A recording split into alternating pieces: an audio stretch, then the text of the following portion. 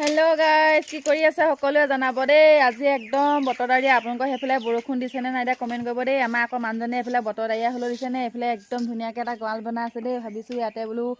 মুৰ্গী পুহিম বুলি ভাবিছো এফালে গঁৰাল বনাই আছে এফালে আকৌ আমাৰ হগা ঘৰ দেই হগা ঘৰটো কি পকা দিছে নে আমাৰ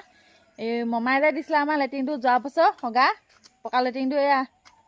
ওপৰত টাইলছটো ওপৰ মানে সেইখন চটটো ঢলা নাই ঢালিব লাগিব এই বছৰ যদি আকৌ মামাই পইচা দিয়া মানে আৰু এই আমাৰ লেট্ৰিন চক আপোনালোকৰ যদি পকা লেট্ৰিন নাই আমাৰ ঘৰলৈ আহিব পাৰিব দেই হাগিবলৈ